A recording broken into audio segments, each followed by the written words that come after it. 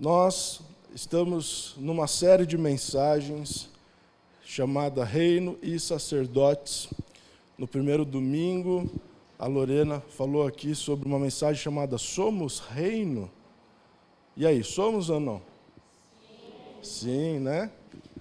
Prestar atenção, né? Olha que bom. No segundo domingo, o Ícaro falou sobre o reino de Deus. Amém? Quem lembra?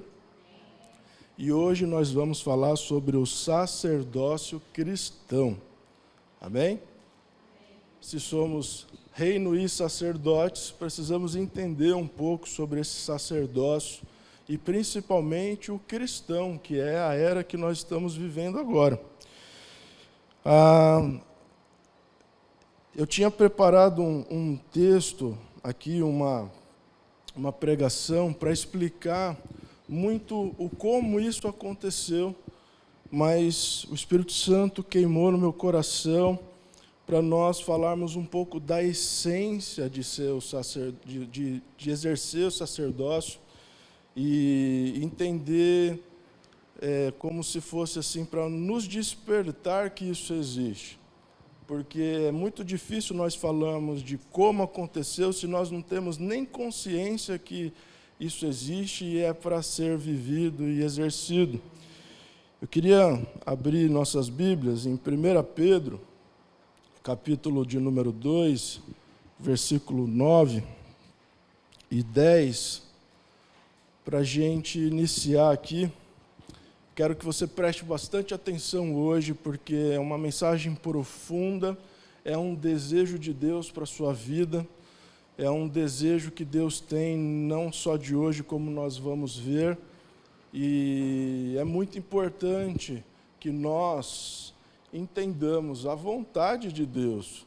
Só é possível agradar a Deus sabendo da vontade dEle.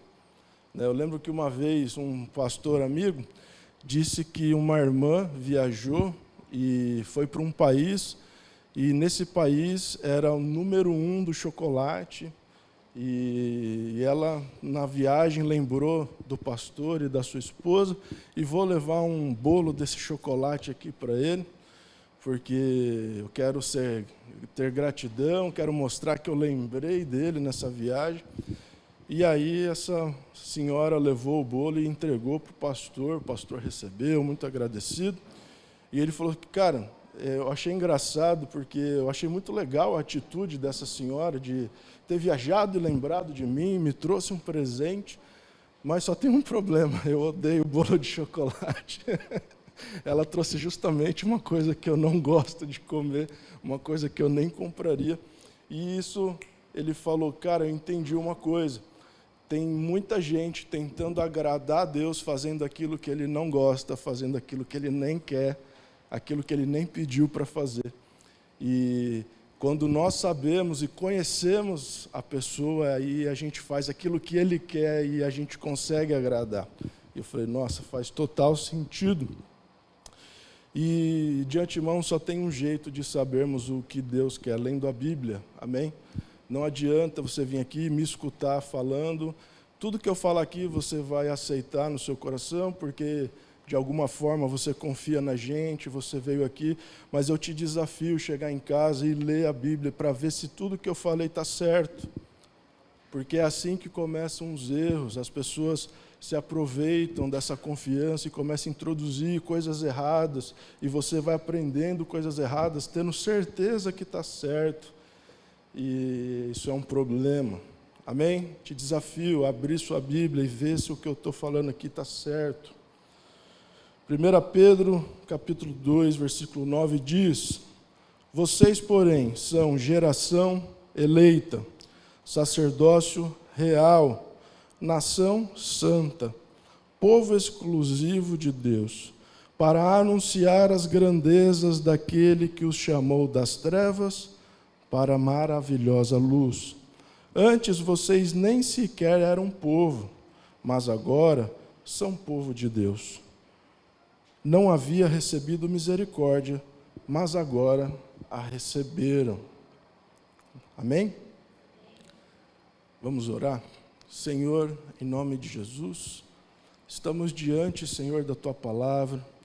Pai, pedimos a Tua presença, a Tua direção, que o Senhor possa nos guiar aqui, Senhor, que nós possamos hoje ouvir aquilo que nós precisamos ouvir para sermos transformados de acordo com o Teu caráter, Senhor. Em nome de Jesus nós oramos. Amém. E para a gente falar um pouco sobre o sacerdócio, antes eu queria lembrar aqui um pouco do que a Lorena falou no primeiro domingo. E desde sempre, de Gênesis a Apocalipse, na Bíblia inteira, você começa a ver e a entender que Deus, Ele quer uma coisa.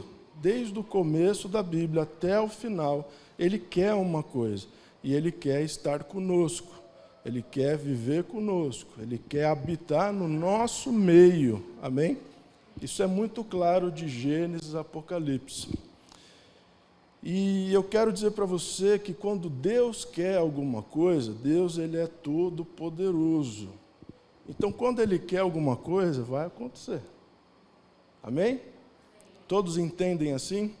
Ou vocês acham que quando Deus quer alguma coisa, é possível impedir o querer de Deus? Quem aqui consegue impedir o querer de Deus? Ninguém. E quando Deus quer, acontece. E desde sempre, Deus quer habitar entre nós. É possível ver isso em toda a Bíblia. Quando no começo Deus queria o jardim do Éden, onde habita Adão, Eva, a humanidade, Deus estava ali e a Bíblia diz que Ele passeava com o homem ao entardecer. Ou seja, Deus habitava entre os homens ali.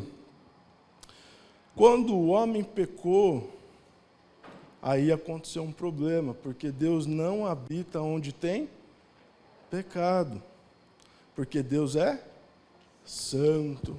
E aí, olha só que interessante, quando o homem peca, Deus não pode habitar no meio porque existe pecado, nós impedimos o querer de Deus. Preste atenção nisso. Deus quer habitar, mas tem um problema, Ele não habita onde tem pecado. Ele habita onde é santo. O jardim do Éden era um lugar terreno santo. Deus criou santo. E quando o homem peca, há um problema ali. E a Bíblia até menciona que o fato de pecar, você se torna inimigo de Deus. Inimigo. Imagina dois exércitos, um indo e o outro vindo. Eles vão se degladiar. Por quê? São inimigos. E quando nós nos tornamos inimigos de Deus, significa eu não concordo com o seu reino, eu não concordo com o que você está fazendo, eu não concordo como você pensa, e por isso eu estou fazendo o oposto de você. Você é santo, eu pecador. Quem está comigo para nós podermos entender isso? Quem está comigo? Amém? E é como se Deus estivesse indo numa direção e você se colocasse na frente, assim, coitada de nós, para tentar impedir. E aí eu te pergunto, é possível impedir a Deus? Não. E aí Deus traçou um plano de salvação para que fosse possível Ele habitar entre nós. Quem está comigo? Em outras palavras, em vez de Ele fuzilar o inimigo dele, Ele salvou o inimigo e trouxe de volta, cara. Não sei se você entendeu isso, mas isso é precioso. Depois disso, quando o homem é expulso do jardim do Éden, é construído um tabernáculo, que até a Lorena falou aqui, que é como se fosse um templo improvisado, numa tenda. E aí Deus, Ele habitava ali dentro. Então, se naquela época alguém quisesse sentir a presença de Deus, por exemplo, ou acessar a presença de Deus, ela precisava ir até essa tenda. porque Deus não estava em um outro lugar. Agora imagina, Mateus, a gente aqui no Brasil e a tenda está lá em Israel, velho. Ah, você quer, mano? Beleza, mas você tem que ir lá, porque Deus habita lá. Quem está comigo? Para nós é longe, mano. Não é aqui na esquina, é lá muito longe. E aí, Deus habitava entre nós, a humanidade, através do tabernáculo. Ele governava Israel. Israel era governado pelo próprio Deus. Ele mandava Israel andar, Israel andava. Ele mandava Israel parar, Israel parava. Amém? Depois a gente vê na Bíblia uma história sobre a Arca da Aliança, que eu não vou entrar em detalhes nisso, mas aí Deus habitava ali dentro daquela arca. A gente vê nos Salmos, a gente vê na história de Davi, eles perderam a Arca da Aliança, e depois Davi vai lá e recupera a Arca da Aliança. Quem já ouviu essas histórias da Arca da Aliança? Então, quem tinha a Arca da Aliança era próspero, lembra? Ganhava as guerras, quem não tinha, perdia. Era um negócio mais ou menos assim, porque Deus habitava ali. Depois foi construído um templo. Quando veio o rei Salomão, foi um desejo de Davi, que o filho Salomão exerceu, construiu um templo para o Senhor, um templo bem grande. Se você quiser ver algo parecido, lá em São Paulo tem o Templo de Salomão. Eu indico só ver a arquitetura, porque a arquitetura é impressionante, é grande, bonito. E Deus habitava ali dentro daquele templo, amém? Se você quisesse acessar a presença ou acessar Deus de alguma forma, você precisava ir lá dentro do templo, amém? E aí tinha só um pequeno problema, a gente não podia simplesmente chegar, abrir a porta e ir entrando, chegando, e entrando, porque nós não podíamos fazer isso. Se nós fizéssemos isso, nós íamos ser mortos imediatamente, porque ali é um lugar santo, é um lugar onde habita a presença de Deus. Imagina eu, um mero pecador, entrar na moral, ia ser fulminado. Então, para acessar o Santo dos Santos, ou seja, o lugar santíssimo, a presença de Deus, precisava de um sumo sacerdote. Só ele podia chegar lá e fazer acessar esse lugar. Antes desse lugar tinham os sacerdotes, que não era o sumo, mas eram sacerdotes, que podiam chegar até um certo lugar. Eu estou falando de lugar para simplificar aqui, para a gente entender a essência do que é. Tá, então vamos imaginar assim hoje, é muito mais que isso, é óbvio, claro, mas o sumo sacerdote consegue entrar na presença de Deus, amém? O sacerdote consegue um pouco mais afastado, e os pecadores não conseguem. Estão comigo? Amém?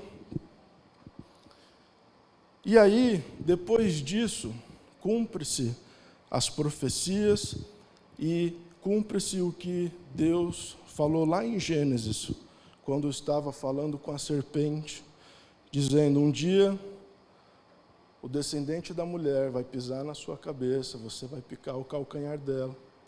E nasce Jesus Cristo, o Emanuel, que significa Deus conosco. E ali, naquele momento, Deus habitava conosco, através de quem? De Jesus Cristo. Quem está comigo? Você começa a entender que desde o começo da história, Deus estava conosco de alguma maneira, de alguma forma. Quem entendeu isso? Amém? E depois Jesus, ele sobe aos céus. Depois que ele cumpre toda a sua missão, ele anuncia para os discípulos, fala: estou subindo, estou indo embora, e o lugar que eu vou, vocês não podem ir. Os discípulos ficaram super felizes, né? Sim ou não? Não. Como assim você vai embora? Agora que tudo aconteceu. E aí Jesus diz, é melhor que eu vá, porque se eu não for, ele não vem. Quem é ele? O Espírito Santo. O pessoal está vindo para o lábio, né? Vem todo mundo respondendo igualzinho, glória a Deus, né? O Espírito Santo. E aí hoje, todo aquele que crê, através do Evangelho em Jesus Cristo, recebe quem? O Espírito Santo. E o Espírito Santo passa a morar dentro de nós, cara. Nessa história da habitação de Deus na terra, hoje ele mora dentro de nós, cara, a igreja. Não é aqui no prédio, aqui não tem nada, aqui é cimento. Que nada disso aqui é santo, sagrado, isso é cimento, tijolo, madeira, que por sinal dá muito trabalho. Mas o Espírito Santo está em nós, cara, a igreja. Ele habita em nós. E sabe de uma coisa? O mundo está sedento de Deus, precisa de Deus. O mundo está com sede de Deus. E nós que temos, não estamos fazendo quase nada para ajudar quem está precisando. A gente vai falar disso daqui a pouco. Mas na nova aliança, Jesus morre na cruz por todos os nossos pecados. E assim, se ele morreu por nossos pecados, os pecados foram perdoados. E com a morte de Cristo, porque Deus não habita onde tem pecado, eles foram retirados. Então, como era injusto Deus morar em mim, agora se passa a ser justo. Então, eu sou justificado. Então, Deus não mora dentro de você porque você é bom. Compreende? Deus não mora dentro de você porque você é diferenciado nessa terra. Deus mora dentro de você porque alguém santo, alguém perfeito, morreu no seu lugar por você. É um favor. Amém? Quem está comigo? Então, entendendo isso, que Deus quer habitar conosco, tudo que fazemos contra essa vontade de Deus, geralmente a gente vai se dar mal. Quer ver um exemplo? Às vezes a gente muda a nossa chave aqui e a gente fala, cara, eu entendi que tem que servir a Deus e tal, mas eu vou fazer isso depois. Tenho muito tempo de vida, agora eu vou correr atrás das minhas coisas. E aí, para correr atrás das minhas coisas, eu não tenho tempo para Deus. Porque, afinal de contas, são muitas coisas. E aí eu vou trabalhar, vou estudar, vou fazer isso. Não estou falando que não tem que trabalhar, não estou falando que não tem que estudar, amém? Eu estou falando que eu não tenho que dar as costas para as coisas de Deus. É fazer tudo isso, mais as coisas de Deus, priorizando as coisas de Deus. Amém? E aí, quando eu vou para o inverso, eu não estou obedecendo a Deus, eu não estou fazendo a vontade de Deus. E o filho que não faz a vontade do pai, o pai se agrada dele? Não. Percebam? Às vezes a gente quer fazer as coisas do nosso jeito, achando que a gente está abafando, mas eu estou trazendo um bolo de chocolate para quem odeia bolo de chocolate. Eu fiz esse pecado, cadê a Priscila? Está lá atrás. Chamei a Priscila e o Bruno para tomar um café lá em casa, aí eu prontamente preparei um quicão, eu fiz lá bonitão, beleza, e não sabia que a Priscila não gostava de salsicha. Tadinha, né? Ela ainda comeu, disse que estava gostoso para tentar me agradar. A gente teve que pegar uma manteiga ali, resolver o problema de outro jeito. Mas olha só que falta de consideração minha. Eu chamo uma pessoa para ir lá em casa e não pergunto o que ela gosta de comer. falhei. E às vezes a gente está achando que a gente pode servir a Deus de qualquer maneira, do jeito que a gente quer, do jeito que dá, no tempo que sobra, se sobrar, fazendo do jeito que a gente quer. Só que aí eu quero ler com você, pode abrir sua Bíblia comigo, Êxodo, capítulo 19, de 5 a 6.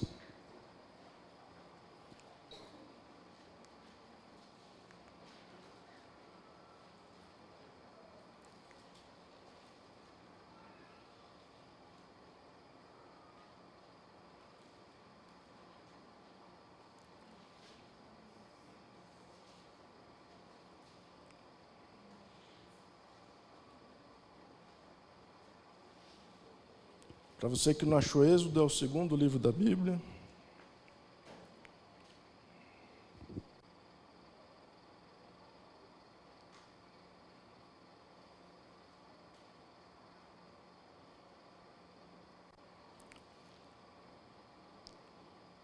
Espera aí que eu acho que eu errei aqui, só um minutinho. Desculpa, gente, é Êxodo 19, tá? 19. Isso. Êxodo 19, 5 a 6. E o bom desse texto, o interessante desse texto, é que lá em Êxodo, lá no começo, Deus ele mostra a sua vontade para todos nós, humanos, humanidade. A vontade dele na antiga aliança e na nova aliança é a mesma vontade, amém? Mesmo em alianças diferentes, a vontade de Deus é a mesma. E diz assim: agora, se me obedecerem fielmente e guardarem a minha aliança, vocês serão o meu tesouro pessoal entre todas as nações. Embora toda a terra seja minha, vocês serão para mim um reino de sacerdotes e uma nação santa. Essas são as palavras que você dirá aos israelitas. Deus está falando ali com Moisés e dizendo: olha, vou simplificar aqui para a gente entender. Você está falando comigo aqui, legal, tem um relacionamento com você. Tudo que eu falo, você corre lá e vai falar para o povo. O povo, nesse momento, está no deserto, amém? Eles saíram da escravidão do Egito, estão passando pelo deserto para chegar na terra prometida. E Deus, ele diz para Moisés: vai lá e fala isso para o povo. Se vocês me obedecerem, vocês serão meu tesouro pessoal. Olha que coisa. Quem quer ser tesouro pessoal de Deus? Amém? E vai lá e fala isso para eles. Eu quero que vocês todos sejam meu tesouro pessoal dentre todas as nações. E eu quero que vocês sejam um reino de sacerdotes. Não é um reino com sacerdotes, mas um reino de sacerdotes. Porque naquele momento, quem era o sacerdote que levava a mensagem de Deus para o povo? Quem era? Quem era? Moisés. Moisés fazia esse papel do sacerdócio. Então, o povo falava com Moisés, Moisés ia falar com Deus. Deus falava com Moisés, Moisés ia falar com o povo. Só que Deus falou: cara, não é isso que eu quero. Eu queria falar com todo mundo. Eu quero ter relacionamento com todo mundo. Quem está comigo?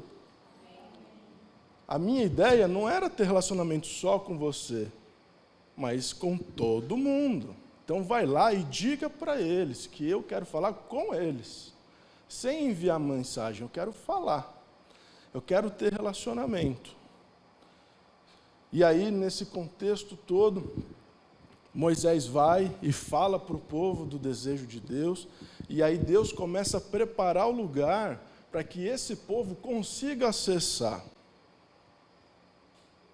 Porque não era só o povo chegar e entrar, eles iam ser fulminados. Por quê? Porque era um povo com pecados. E aí, Deus começa a preparar, olha, você vai preparar um caminho. Guarda essa frase, o caminho. Quem já é estudioso da Bíblia já sacou, né? Vocês vão preparar um caminho. Nesse caminho, não vai poder exceder para um lado, senão vai ser fulminado. Não pode exceder para o outro. Esse caminho vai levar até a montanha. Chegando na montanha, eu vou estar no meio das nuvens. E aí eu vou falar com eles. E detalhe, a Bíblia diz que Deus estava falando com Moisés através de um trovão. Imagina isso. O barulho. E Moisés lá recebendo a mensagem. E aí, gente, olha só que interessante. Chegou o grande dia. O povo vai subir para finalmente Deus falar com todos. E aí, meu irmão, na hora que estava todo mundo começando a subir pelo caminho, o povo começou a ver o fogo, a montanha pegando fogo,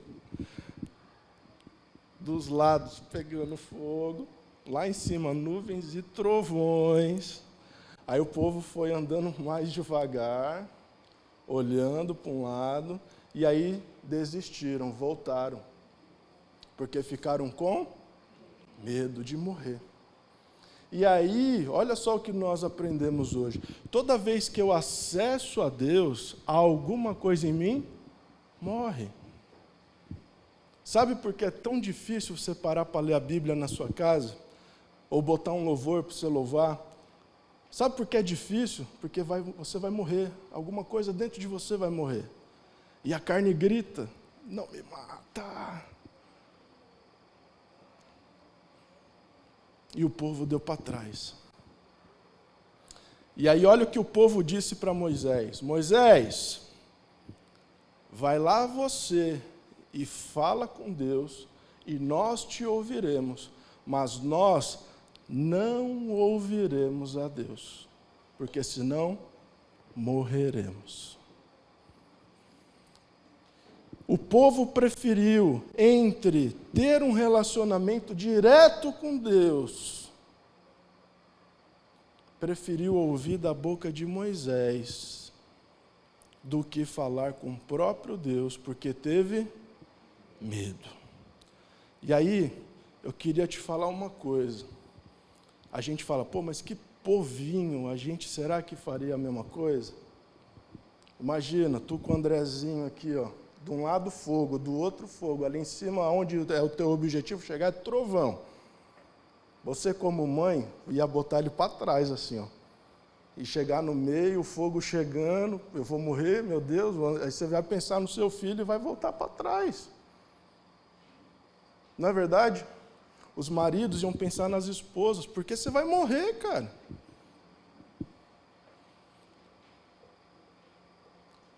Moisés disse uma coisa para o povo maravilhosamente assim, ó, não tenham medo, Deus quer provar vocês.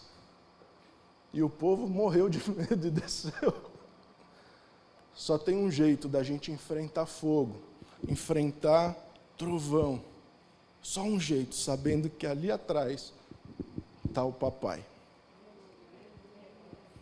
Que você pode correr para o braço dele e falar, papai, cheguei. E eu quero dizer uma coisa para você que tem problema com seu pai. Porque às vezes você vai falar, meu Deus, não vou mesmo então. Deus não é o seu pai físico aqui, amém? Deus é um pai maravilhoso, é um pai de verdade. E só existe um jeito de você enfrentar isso, entendendo que você é filho. Amém?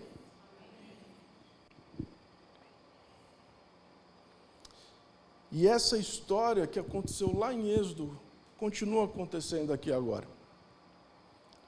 Nós somos de um país que, por muito tempo, foi predominante católico. E é muito comum, quando nós escutamos a palavra sacerdote, nós imaginamos um padre, por exemplo, né? Ou um bispo, arcebispo, alguém com uma roupa especial, talvez com, eu não sei, perdão a minha ignorância, eu não sei se aquilo chama chapéu, eu não sei, mas com um chapéu especial, alguém que é diferenciado, que abriu mão da sua vida para viver um chamado, por exemplo, e nós imaginamos que é isso. Então nós, culturalmente, a cultura brasileira, ela já nasce com isso enraizado de que existem pessoas para serem sacerdotes e pessoas para serem normais. Amém? Só que o desejo do Senhor é, cara, eu quero que vocês sejam o meu tesouro real. Eu quero uma nação de sacerdotes. Vamos trazer para o nosso meio aqui. A gente costuma pensar que o sacerdote é o Fúvio, é o Ícaro, porque são os pastores da igreja. Os líderes de GC são sacerdotes. E aí nas nossas casas é o nosso marido, e é isso. Só que o desejo do Senhor não é esse. Então, igreja soberana, vamos entender de uma vez por todas que o desejo do Senhor é que todos nós sejamos sacerdotes. Amém? Homens e mulheres, todos são sacerdotes. E aí, é muito interessante que sacerdócio tem a ver com acessar a Deus, amém? E acessar a Deus tem a ver com adoração, amém? E é engraçado que nós temos uma visão de adoração e a Bíblia tem uma visão de adoração. Vou dar um exemplo para você. Cadê a Lidiane? Está ali atrás. Lidiane canta muito bem.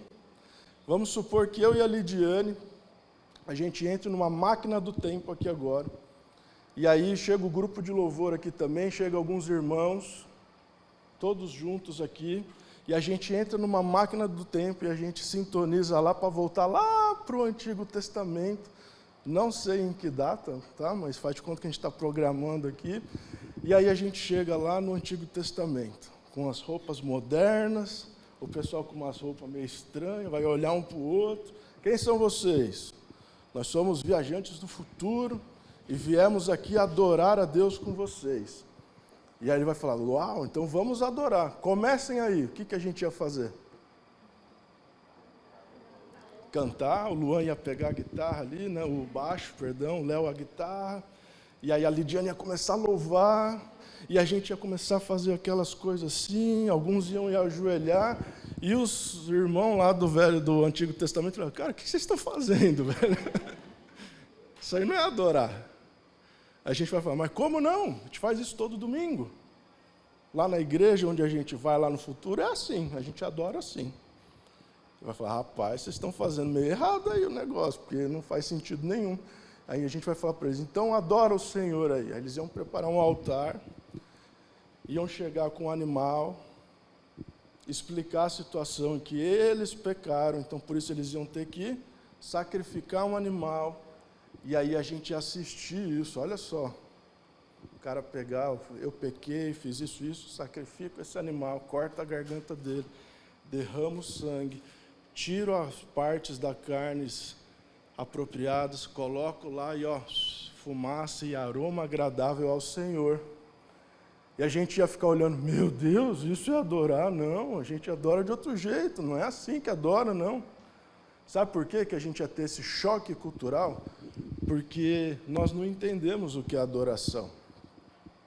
E tem dois motivos que nós não entendemos a adoração.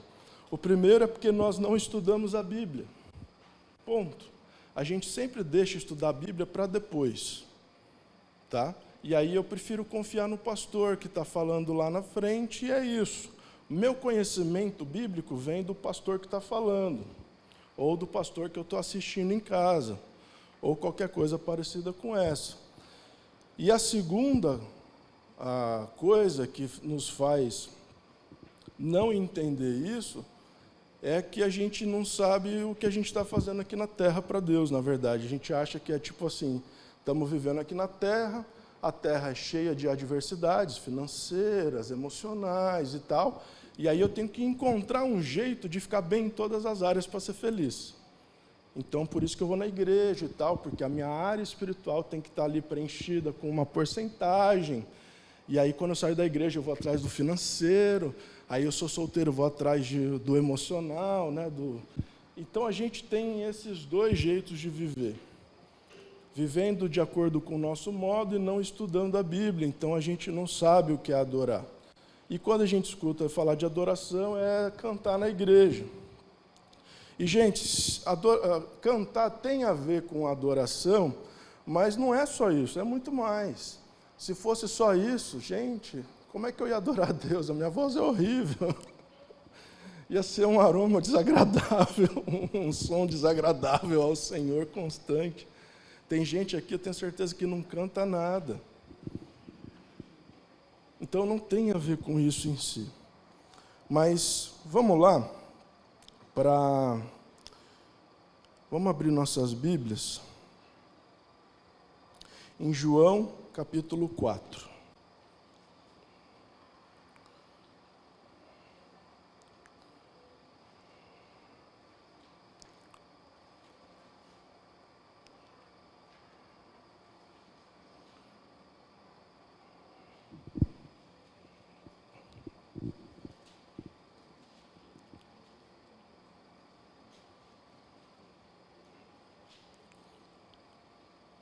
João capítulo 4, todos acharam?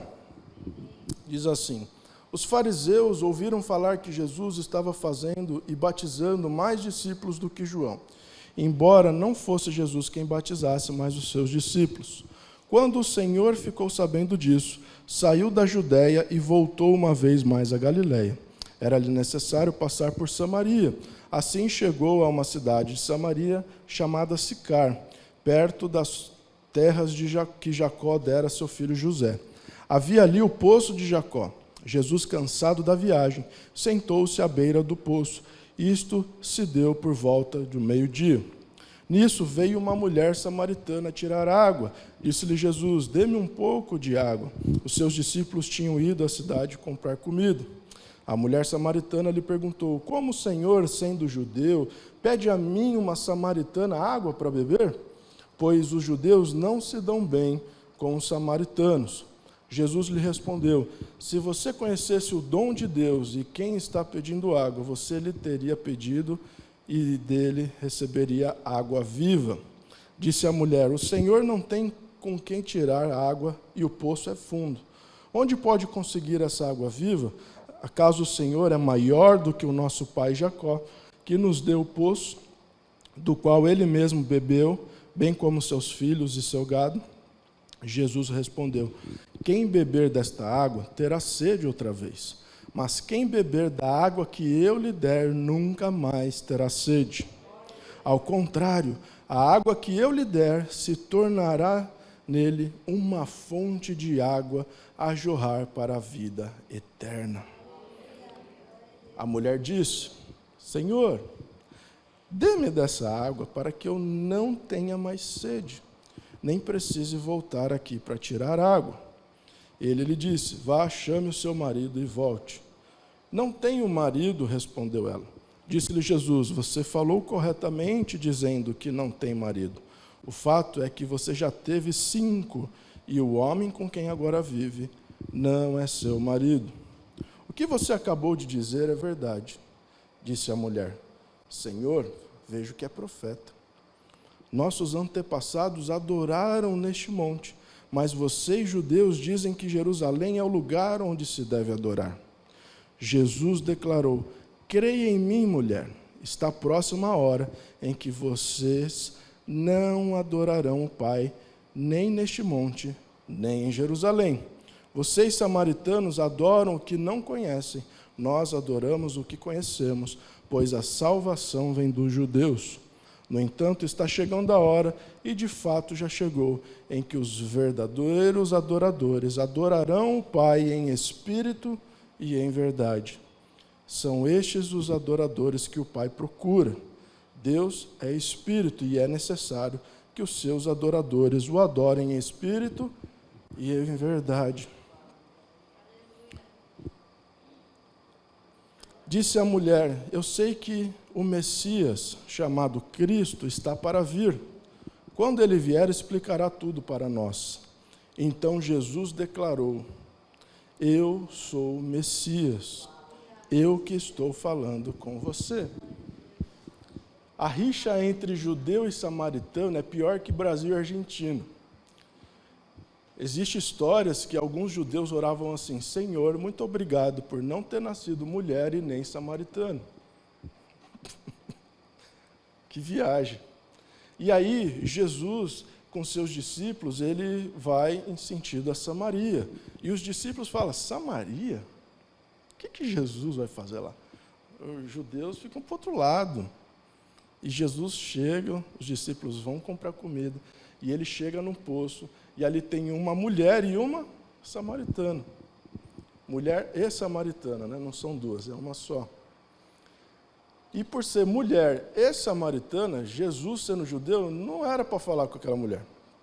Não é costume, não rolava. Mas aí Jesus fala com ela. E ali naquela conversa é possível você entender duas coisas. A mulher está falando da água daquele poço, a água que nós bebemos.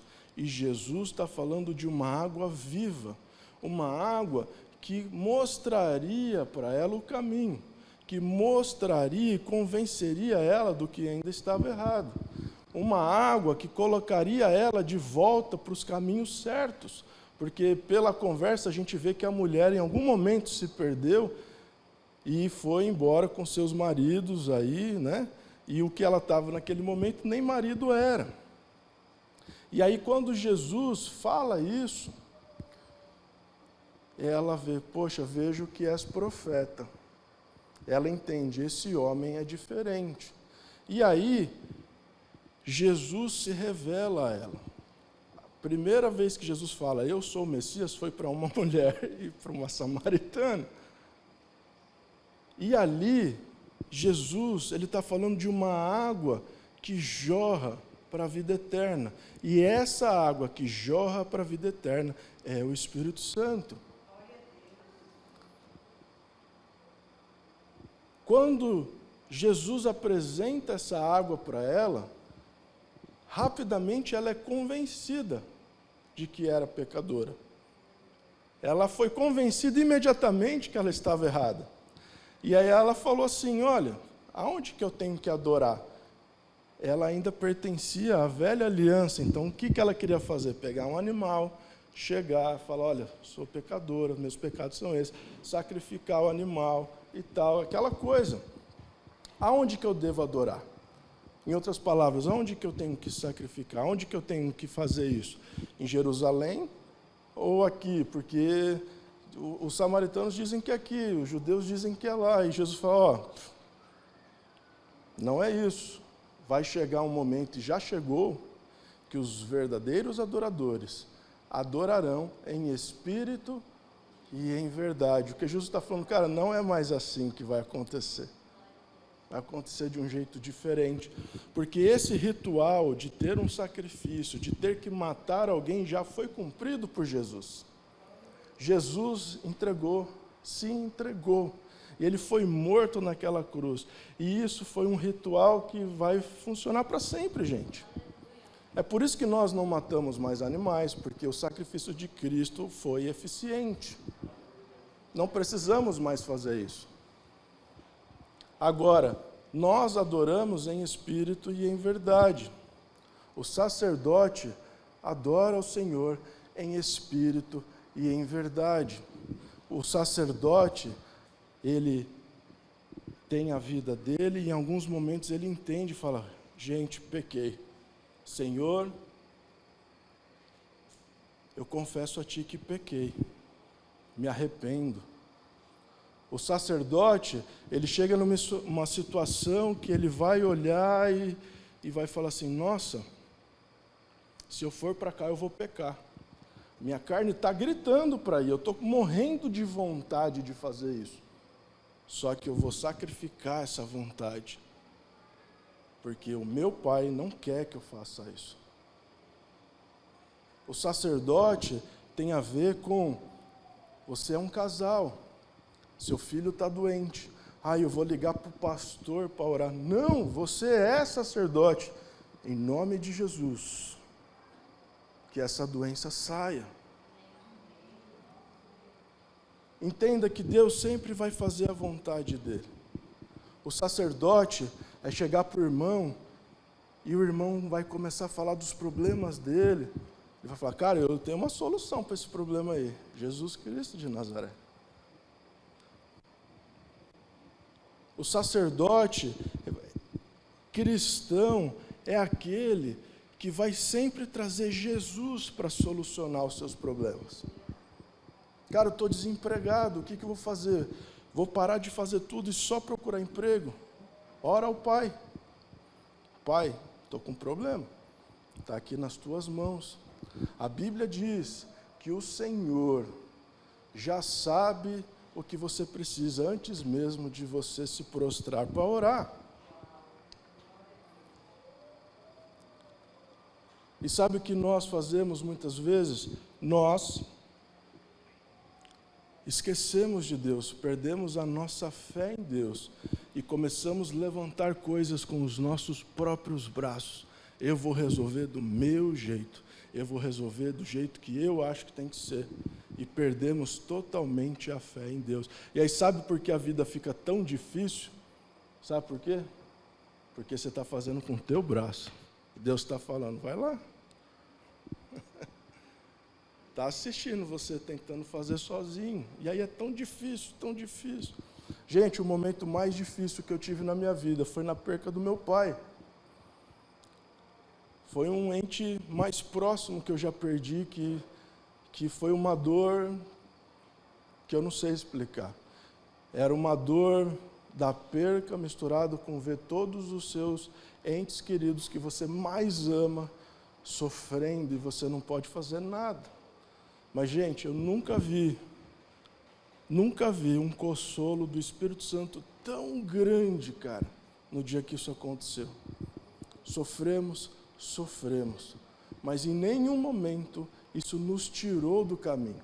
Em nenhum momento nós ficamos com sequelas disso ou com problemas disso, porque o Senhor esteve conosco. E nós escolhemos isso várias vezes em mesa em casa. Estamos aqui, aconteceu isso, o que nós vamos fazer? Nós vamos continuar servindo ao Senhor. Eu lembro que a primeira conversa foi, cara, a gente tem duas escolhas. Deus levou o papai embora e tem dois jeitos de pensar. Ou está tudo errado o que o papai pregava, a Bíblia não funciona e vamos viver nossas vidas, ou vamos continuar tendo fé em Deus e propagando o Evangelho do jeito que a gente foi ensinado a fazer. O que a gente vai fazer? Vamos continuar. Por mais duro que seja o problema, gente, Deus é a solução. Se o teu casamento está difícil, a solução é Jesus. No momento que a mulher entende quem é Jesus e o homem entende quem é Jesus, vocês vão viver um casamento feliz. Você está com um problema financeiro, a solução é Jesus. Quem sabe Deus não permitiu isso para que você volte a orar, porque nem isso você faz mais. Volte-se para Deus. Eu estou com um problema emocional. A solução é Jesus Cristo de Nazaré. Que através do teu Espírito consegue nos convencer das coisas que estamos pensando e acreditamos errado. Eu estou com um problema dentro da igreja. A solução é Jesus Cristo de Nazaré.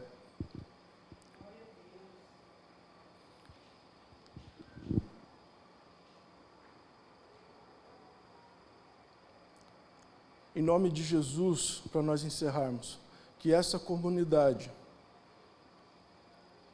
elimine a cultura de assistir culto. Ninguém veio aqui assistir culto. Culto se presta. Amém? Culto se presta. Adoração é prestada. O único que pode assistir culto aqui é Deus. porque nós estamos se prostrando, adorando a Ele, aí Ele vai assistir a gente fazendo isso. Chega de, cara, o culto hoje demorou. Nossa, como demorou, estava até com sono. Chega de, hoje é ele ou ela que vai pregar. Hoje eu não gostei do culto. Glória a Deus, porque não era para você o culto. Era para Deus. Chega de estar aqui dentro pensando que tem que fazer almoço. Chega de estar aqui dentro pensando nos problemas lá fora. Chega. Sacerdotes não fazem isso. Sacerdotes colocam Jesus Cristo para solucionar todas as coisas. Vamos ficar em pé em nome de Jesus.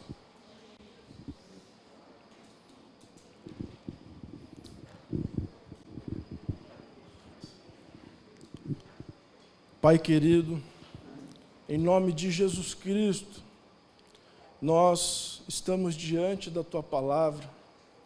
Pai, que essa palavra, Senhor, caia em nossos corações, em nossas vidas, que nossas vidas sejam uma terra fértil, Senhor, que a Tua palavra seja uma semente plantada hoje, Senhor. Pai, oramos para que o Senhor venha regar essa semente, para que ela cresça dentro de nós, para que ela dê frutos dentro de nós. Pai, te pedimos perdão, Senhor, porque temos sido cristãos sem consciência do sacerdócio que o Senhor quer que sejamos, Deus. Pai, também te agradecemos porque o Senhor, através do plano de salvação, nos possibilitou com um privilégio enorme de podermos, Senhor, sermos casas do Espírito Santo. Obrigado, Jesus. Pai, te pedimos perdão porque estamos aqui, Senhor, e muitos de nós, Pai, nem lembramos de Ti durante a semana. Muitos de nós, Senhor, lembramos que o Senhor existe, mas não fazemos absolutamente nada para ter relacionamento contigo. Muitos de nós, Senhor, estamos vindo somente nos domingos pela manhã, escutando a palavra e achando que isso é suficiente, Senhor. Pai, pedimos despertamento, Senhor, que nós possamos despertar em consciência, para que possamos entender que nós todos precisamos ter relacionamento contigo. Pai, para que nós possamos chegar aqui neste lugar, Senhor, e a voz da Tua palavra não esteja só com os pastores, não só com os pregadores, mas que nós possamos ensinar uns aos outros, que nós possamos cuidar uns dos outros, que nós possamos acessar o Teu coração uns aos outros, Senhor. Pai, em nome de Jesus, pedimos que o Teu corpo, Senhor, funcione. Pai, nos dá, Senhor, entendimento de quem nós somos, Pai. Pai, porque muitas das vezes nós confundimos, Senhor, o nosso chamado com o que nós somos, Pai. Nós confundimos a nossa vocação, Senhor, com quem nós somos. Pai, hoje estou pastor aqui junto com o meu irmão Ícaro, Senhor, mas se o Senhor quiser nos levar como missionários, que assim seja. Se o Senhor quiser, Senhor, que nós façamos outro tipo de trabalho, que assim seja. Porque nós não somos, estamos cumprindo, Senhor, um trabalho, mas que nós possamos ter consciência hoje que nós somos sacerdotes e que aonde estivermos e na posição que estivermos, clamaremos ao nome de Jesus Cristo. Pai, oramos em nome de Jesus. Amém.